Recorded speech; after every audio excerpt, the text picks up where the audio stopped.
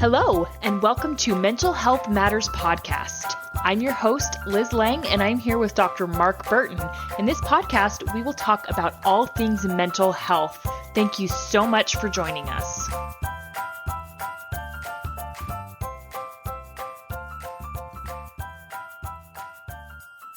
Hey guys, Liz Lang here with Dr. Mark Burton, and we are back this week with part 2 of 7 Habits of Highly Effective People. We had technical difficulties last week, so we apologize for that, but well, life happens.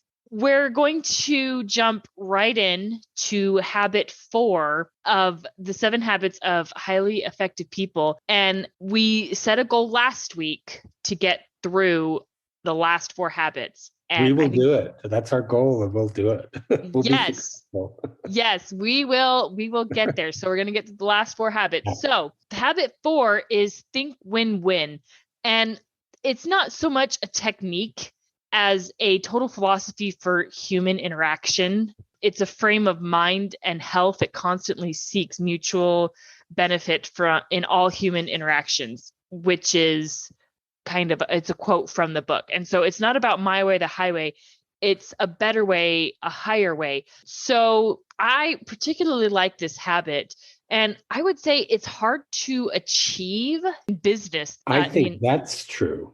Yeah. I agree with you on that point. But I think that's the mindset of business, that it's all about profit and winning. See, when I think about it in terms of couples, I wouldn't use the term win-win. I would use compromise, because I think when I talk about marriage and long-term relationships, I think it is all about compromise and accommodation. And so to me, win-win means there's some middle ground. You know, if you go into, I wouldn't even call it negotiation. So a couple has an issue that they want to work out, and maybe it's as simple as, where are we going to go on vacation?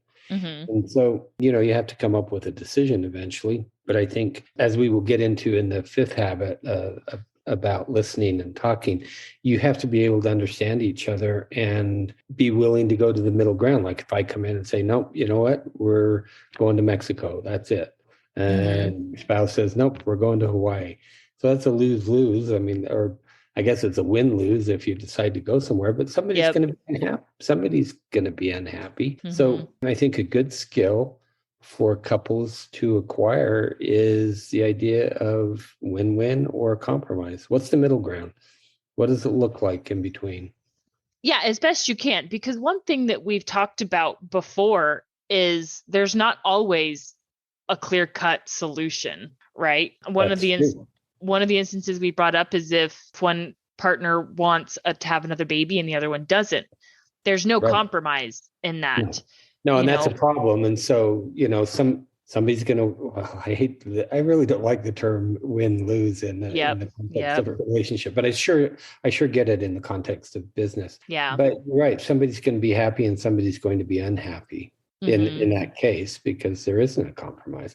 I think, as I think about the issues that most couples encounter, I think there's most often a compromise in there somewhere. Well, okay, So here's one, and I feel comfortable talking about this because it's not like it's this huge sore spot, right, between me and Curtis. But here's a good one that we're in a pretty big difference of opinion. Curtis really wants to sell our truck and buy an electric vehicle. He really wants to do it. I don't. We both have reasons, and they're both valid. But, you know, in the end, I don't know. I guess I win. Okay, no, I don't really win. Wait, what's the reason you win? Because you aren't going to sell the truck? Yep. Okay. Because it's... So without getting into a lot of detail, so Curtis has reasons, let's say, that he wants an electric vehicle. Yes. That's right. Yeah, very valid reasons, and I acknowledge those. Right. And you have reasons that either you don't want an electric vehicle or you don't want to sell the truck. Don't want to sell the truck. You don't want to sell the truck. Okay. Yeah. So, I mean, here's the compromise, that it costs money. I mean, what's the compromise? Don't sell the truck and buy an electric vehicle. Yeah, no, that doesn't work either. That's lose-lose because neither of us wants a third car. An additional payment on a car. No, but because, you know, if I think it'd be even more problematic, say, if you didn't see the value in buying an electric car, and then you'd be kind of head to head on, yes, I want an electric car. No, I don't. So it's really a different issue. You don't want to sell the truck, and he wants to get an electric vehicle. So I'm just curious if you've just put the decision on hold, or have you actually come to the decision, no, we won't sell the truck? I think we've just put the decision on hold for now. And okay, that's different. I think that's different. Yeah. I see your point. Yeah. I don't know that. I mean, that doesn't fit in. Well, actually, you know what? In his book, he has the option of not coming to a decision. Yeah. I think it's win-win or no deal. No deal. Yeah. So, I mean, it's not an exact fit. But I think as far as couples go, that's a pretty good fit. There's no deal right now. It doesn't matter. We're putting it on hold. Something might change. And I think to make that work for you two and for any couple, you'd have to say, let's revisit it in X amount of time. Yeah. Is what I would do. And in our circumstance, really what it comes down to is it wasn't just at least for me, I didn't just flat out say no, right? He presented this idea. He presented his reasons. I validated them. I listened, and I actually took time to consider them, and I genuinely thought them out. And then I presented my side of why I don't think it's a good idea right now. And ultimately, it's not a huge source of conflict because we genuinely listen to each other and understand. But the idea of win-win, I agree that it doesn't always work. It's just not good in a relationship because it sounds too much like you're keeping score. Right.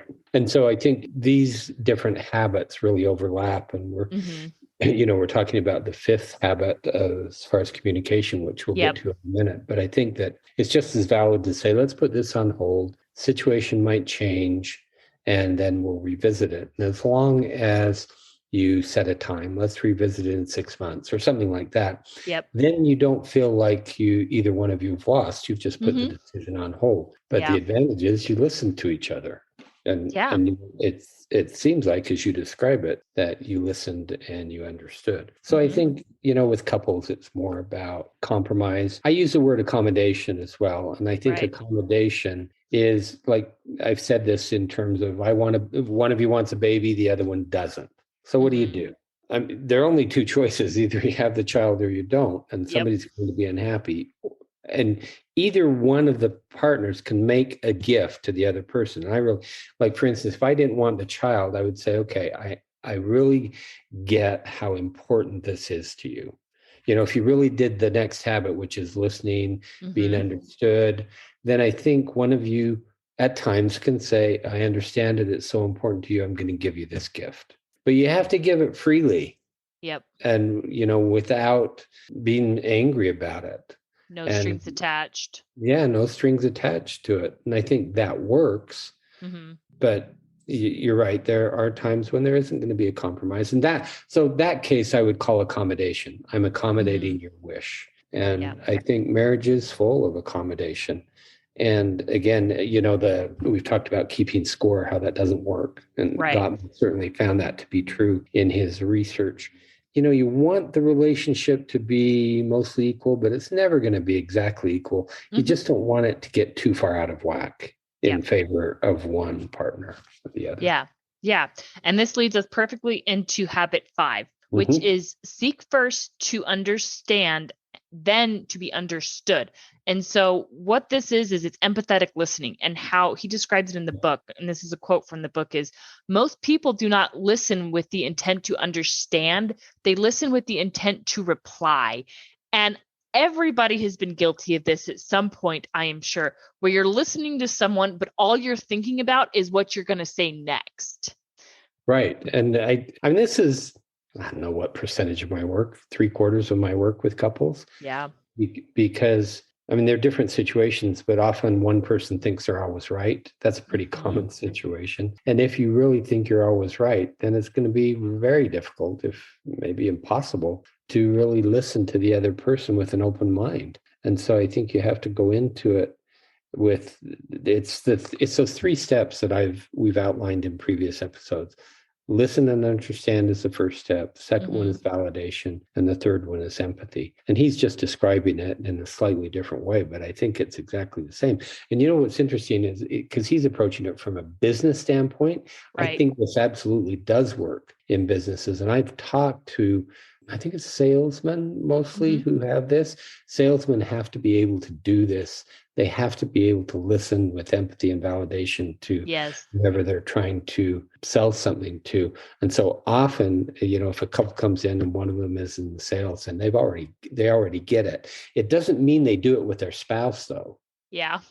It just means they have the skill. And then you have to overcome, maybe some other hurdles, and which the common one, as I mentioned, is people think they're right. My idea is the best.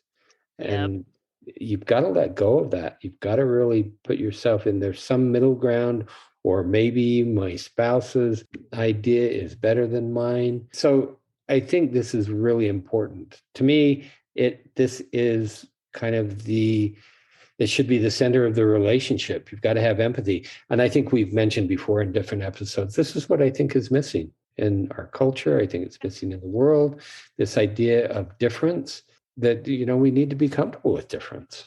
Yeah, absolutely. And we'll get into that a little bit that falls really well into our next habit. And so we'll circle back around to that idea. But I think it's so important to validate. And you talked about this just on the radio, and I want to bring it up again because so many people are missing this today, that validation does not necessarily mean I agree with you. Right. And so many people are afraid to validate because they think you're agreeing with them, when really validation just means I get where you're coming from. I'm really trying to get inside your emotional space and to understand it from your perspective. And you can certainly do that and say, hey, I understand where you're coming from, and these are my thoughts on it. And so you can validate and share your own thoughts. On the radio, you talked about this in context of with a teenager. And I think many, many parents are afraid to validate teenagers. And I get that. That's really scary when your teenager presents some idea and you're like, whoa, that is not the way I raised you. Right. Well, yeah, but it's the word you use. It's your process. Exactly. And I think, I think as adults, as marriage partners, but also as teenagers, I think what our children want is they just want to be heard and understood, really. Yes. They want to be seen. And so I think I have mentioned before, many years ago, Lindy and I did a group at one of the local high schools. So I think they were sophomores and juniors. And this was the thing that every one of them talked about is my parents don't listen to me. Yep. And so what happens, it's the same thing that happens in a couple. If you feel like you aren't being listened to, then the response is I'll shut down and I just won't talk. Yeah. I'll see couples all the time where one of them is just quiet and the other spouse comes in and says he or she won't talk to me. Well, if you get into it, what happens is the other person doesn't listen well. Yeah. So I think, if you're thinking about communication, it's really listening. How well do you listen? It's one of the first questions I'll ask a couple, when we jump into communication. How well do you listen to each other? And if they're honest, most of them will say not very well. Right. Which is probably one of the number one reasons you see couples is it's a breakdown of communication. Yeah. Yeah, it's always there, and I'd say, 80 to 90% of the couples it's somewhere in that first session, somebody's going to say, we don't communicate very well. Or an extension of that is we don't come to solution or solve our problems very well. So they can talk about it, but there's something missing in that they never get to a solution. Yeah. And I would imagine that it happens over a course of time. I mean, because, you start out, you're young, you're in love, and it's easy to listen to maybe not necessarily young, but you're in love and it's new, it's fresh, exciting, right? Because people fall in love later in life, but, and so it's really easy to get into that validating because you want to know everything about them. And you kind of start to slip away from that a little bit. Almost like you come desensitized to that passion. Right. Mm-hmm. Into that almost, it's kind of like, you court someone for so long, you know them so well, you feel like you don't have to court them anymore. Well, you should never stop courting your spouse. You need to continue to date your spouse. But here's what I think happens. I think most often it happens when you start to have children, which is because it's a time commitment. and your focus goes elsewhere. Gottman found this to be true. People talked about you've probably heard the term the 7-year itch. And so what he was finding, why are there more divorces around 7 years? And people thought it was this idea of, you're just getting tired of the other spouse or something. It's not new anymore. But in reality, what it is, it's the average time for the birth of the first child. Is it 7 years? And so he went off, he has a whole book called And Baby Makes Three. And I think he has a program that he trains therapists in. And so I think what happens is you have that first child, all of a sudden, you're so tired, right? You're so tired, you don't have a lot of time. And the focus, and I'm going to say rightly so, for a time, is on the survival of the child, really. Yeah, so absolutely. Doing everything to keep that child alive. And what a lot of couples don't do is they don't make it back to that time when they do have, a few minutes in the day to focus on each other. And a lot of couples that I see, it's all about what I call the context of their lives, meaning they don't have a half hour, or they think this is more accurate. They think they don't have a half hour. Yep. But if you examine what's going on, and most often you either take out TV watching, Facebook, or social media. If you take it out, you can say, how about taking a half hour from that and then focusing on each other? And often, this is simple, but it's all it takes is you change the context of their evenings where they're spending time together. But it's really difficult for a lot of couples to make that a habit. You have to make it a habit. Right. I mean, it can be anything because everyone's got to eat, right? Everyone's got to cook a meal. Like you have to do something. So even if you're doing something, but you're doing it together. And I think really one of the important things you said is you're turning off Facebook or TV. Yeah. Turning off technology, put the technology completely away. And even if you're really busy, just be doing something together, right? Yes. Yeah. And so I realize Lindy and I are in certainly a different phase of our life. We don't, all our children are adults and we see our grandkids a couple of times a week, but we spend every evening together, sometime together. She might read to me, we'll talk, it's always that way. And I think that even couples who are busy and have children can find 15 minutes to a half hour. It doesn't take that long, but you're going to have to take the time from something else. So you have to make a choice to give something else up.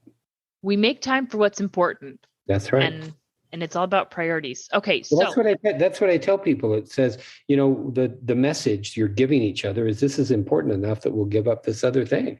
Yeah. And that's an important big message. Yeah, absolutely. Okay. So habit 6 is synergize. And this one I think is pretty important. And so this habit focuses mainly on everyone working together for the good of all. So trying your best to be a team player. And so the way Covey puts this is simply defined, synergy means that the whole is greater than the sum of its parts. Basically, it's just, everything is connected, right? And you're trying just to be as together as you possibly can. And I can see the importance from a business perspective, but I can also definitely see the importance of this from an interpersonal relationship perspective. Right. And the word I use, again, it's a different word from business. I use team a lot. You've got to, and so I'll ask couples, how good of a parenting team are you? Now, what's interesting is most couples, even if there's conflict, they're typically a pretty good parenting team. And if they aren't, it's one of the places where they will both really focus on becoming better because they both care about the children. Right. Finances is another one. You've got to be a financial team. And, it's pretty common that someone will come in and one person has more power than the other in terms of finances. But I really think that you work together and you are stronger and different ideas are always helpful. And it goes back, a couple of habits ago where I said, you're not always right. Yes. And sometimes other people have good ideas. You're not the only one in the world who has good ideas. But I think it's about being a team and seeing your life together as being a team. Housework. You've got to be a team. Yep. How you run the house. I use the term with sexuality. I think you've got to be a sexual team. You can't be independent of each other. It's a couple issue. And so when you choose to get married, I think you are implicitly really saying we're going to be a team. And I think more people ought to actually use that word and see it that way. We're getting married. We're a team. You're creating a couple. Yeah, I remember my aunt once described me and Curtis as a good team, right? And at the time I thought, oh, that, I'd rather just be described as like a cute couple, or, you guys just look so cute together. But now I realize, as time has gone on, I was like, that's a really high compliment. Yeah, it is. I think maybe when you're first together and you're first married, you don't have children, you want to be the cute couple. Yeah. But as soon as your life gets more complicated, it becomes complicated pretty quickly once you both get out of school and you starting careers, then you want to be a good team.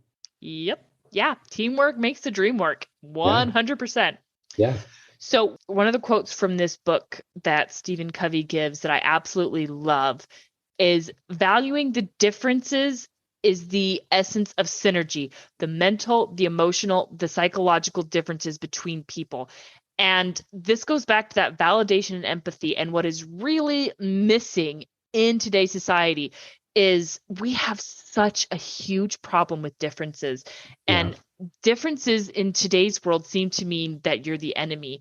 And it's just so sad because there is so much more as a society that we agree on than we disagree on. But all anyone can focus on is what we disagree on. And I mean, it is so important to be able to listen to someone who disagrees with you and to validate them and to value the fact that you're two separate human beings who have two separate beliefs, and it's okay that you don't agree. Yeah, it is. And I agree with you that it is a huge problem. And the focus, I don't know how you get the focus to shift. Right. From, what are the differences to what are the things that we all value and want. And so when I'm dealing with couples, what I try and help them see is the only place you really have influence is with each other and within your family. Yeah. And so if your focus is raising children or becoming the parents who really appreciate and value difference, you can raise children who do that, who value difference. It doesn't mean you give up your own value system. You can have your own value system and still appreciate that other people think differently than you do. And I think that's the only way that we can make a long-term difference in society is start raising children who are better at this than most adults are, accepting the differences. Nobody is born a bigot. They are raised a bigot. And that's social learning. And so parents, it's all up to us as parents to change that. Yeah, I agree. And, teach your kids to learn to be okay with differences. Teach them that. And you certainly can. Mark, I think most people know that we disagree vastly on politics and religion. And yet here we are doing this podcast because it's okay that we disagree. Right. We disagree on some fundamental things, but I think there are many more things that you and I agree on as far as like the value of family, the value of relationships, things like that, how to behave in the world in, let's say, a moral way. I think we're pretty close on most things. And so, yes, we have a few differences, but really, I think we have things more in common than we think. And I think that's true for most people. Yeah. And I think I've mentioned Harville Hendrix before. He and his wife, Helen McCully Hunt, wrote a book that I really like called Getting the Love You Want. And one of my favorite quotes from him is one of the principal tasks of marriage is to learn to be comfortable with difference. Yep. You don't marry yourself. You actually marry someone else. Yeah. And so, when couples come in to the office, and it's one of the things I'm trying to assess, how comfortable are they, with the differences they each bring? Does one person want the other one to be more like themselves? And that's never going to work. No. Appreciate that you're different people, that you like different things. It makes life interesting. Yes. Right? Can you imagine how boring it would be to live with just yourself? How boring it is to live with just yourself, right? Value and appreciate the fact that you're married to a very, very different human being than yourself. Right. We can even look at this from a more scientific view, or an evolutionary view, because what's very well known is if you marry someone who is genetically similar to you, that's not very healthy. Yep. What you want is to marry someone who is genetically different to you, and you merge the two as far as your offspring. So your offspring are going to be healthier when you have two people who are genetically different. So, I mean, the most famous example of this is the royalty in Europe, because there's so much intermarrying over there, and that became a big problem. So it's really, even evolutionarily speaking, you want to have some differences because it makes us stronger genetically. And I think the same thing could be said for us, let's call it emotion, in our emotional world, or in our intellectual world. I think that we become stronger when we intermingle these different ideas. Yeah, absolutely. All right. So habit 7 is sharpen the saw. And this is mainly focusing on bringing all of these habits together, and kind of really it's about upkeep, right? I mean, keeping up with everything, a saw is a tool, and like any tool, if you just let it go and you don't ever sharpen it, or if you don't ever put some maintenance into it, the same you would as a car, it's not going to work very well. Yeah, the example he gives, I think the sharpen the saw comes from an example of the story of someone who's sawing wood with a saw that is dull. And the person comes up and said, well, why don't you stop and sharpen your saw? And the person says, well, I don't have time. I've got all this wood that I need to saw, so I need to keep going. And so the importance of taking the time. See, I think you and I saw this chapter a little bit differently. I see it as self-care. I mean, I think he's talking about self-care as far as, in all these different dimensions. He talks about eating well, getting sufficient rest and relaxation, exercise, practicing daily meditation, being in nature. And he certainly talks about the spiritual realm that's important for a lot of people, and certainly was to him. I think that in his mind, you have to take the time to really focus on those other areas, or you aren't going to be good with the other 6 habits. Right. You've got to take care of yourself first, which is his sharpening the saw. Yeah, absolutely. And, this can be so hard to do in a fast-paced, ever-moving society. And I know I've said this before, but if you don't take time to rest, you're going to make time to be sick. Right. And this has maybe been over talked about, but maybe it can't be over talked about, is moms often really struggle with this, is because, our whole focus, our lives revolve around our families, around taking care of our kids and our spouse and our house and everything, that we often neglect ourselves. And when you neglect yourself, you are not being the best caregiver you possibly can be. When you are tired, you're more likely to make a parenting mistake. And that's not to say that, you're a bad person, right? That's not what I'm getting at, because the last thing moms need is more shame or guilt. No, it's not that. It's just everybody has limits. You get tapped out. It's not like moms are superhuman. You're not. And so if at all possible, I think mothers need to have a regular break where they're doing something for themselves, whether it's exercise or sitting in a hot tub. It doesn't matter what it is, or just taking a walk. It's whatever serves to energize you, recharge your batteries. You can't be a good parent if you're running on empty all the time. If all they see growing up is just a haggard mom all the time, man, my mom was just so tired, they're not going to be thinking, oh, my mom worked so hard to be such a good mom. They're going to be thinking, my mom was tired all the time. Right. And so think of it from that perspective. You're going to be able to give more if you give to yourself first. It's the same thing of when the plane's going down, you put on your own oxygen mask before you put on your kid's oxygen mask, because it doesn't do anyone any good if you're unconscious. So, and it's the same thing. And I think that one thing that's not explicitly mentioned in this chapter, I think it's really important for people to have quiet time. Yes. Time to contemplate. And I don't think we have enough quiet time. And I think that some people have the attitude that if I'm, like, for instance, sitting out on the deck looking at the trees and nothing, it's just quiet, that somehow it's a waste of time, because culturally, I think there's this value on always being busy. Yep. But I think that's a big mistake, that we don't have enough time to just stop and contemplate. Yeah, I think we talked about this last week, or in our last episode, was, learn to just disconnect. Right. It's so important to just be comfortable being with yourself. Yeah. I'm reading an interesting book by an author I've mentioned before. This author, Johann Hari, wrote a book I like called Lost Connections. And one of his latest books is called Stolen Focus. Okay. And it's about a lot of things that take our focus, but he certainly spends several chapters on media, computers, social media, things like that.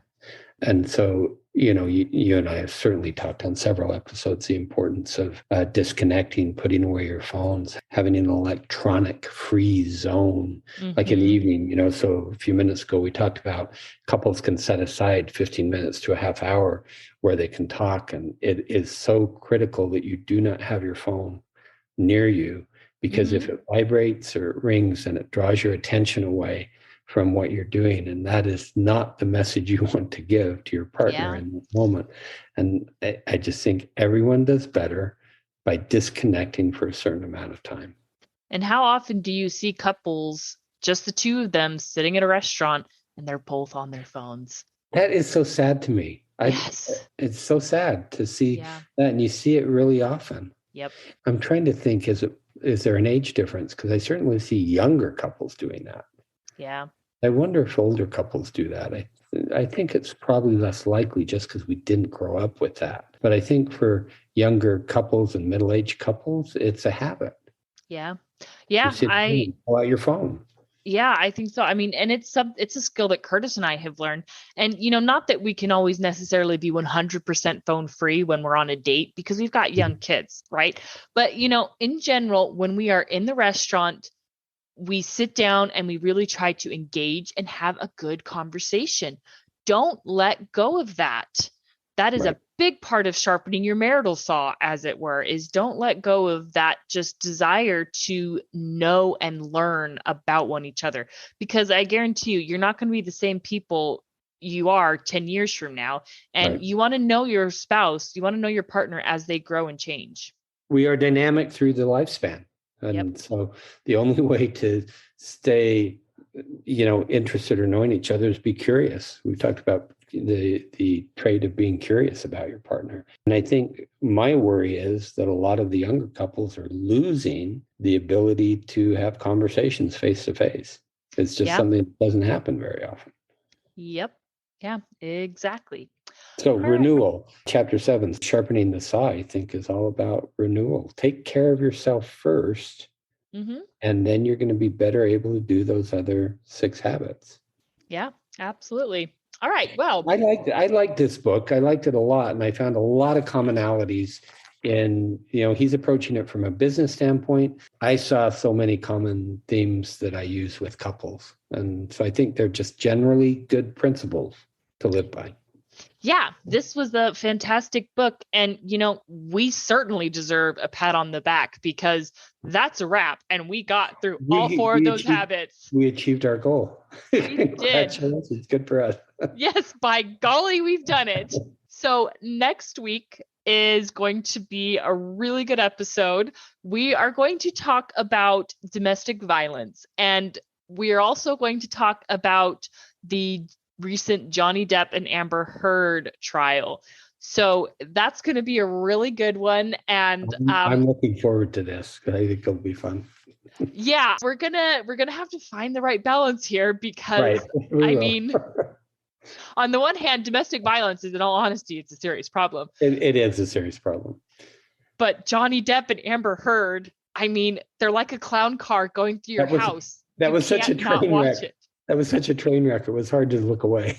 So. Yeah, it really was. All right. We will see you all next week, everyone. Have a good week, everyone. Have a question for Dr. Burton? How about a topic you'd like us to cover? Send us an email at mentalhealthpod21@gmail.com. This podcast was produced and edited by Liz Lang. Music is by Audio Lounge.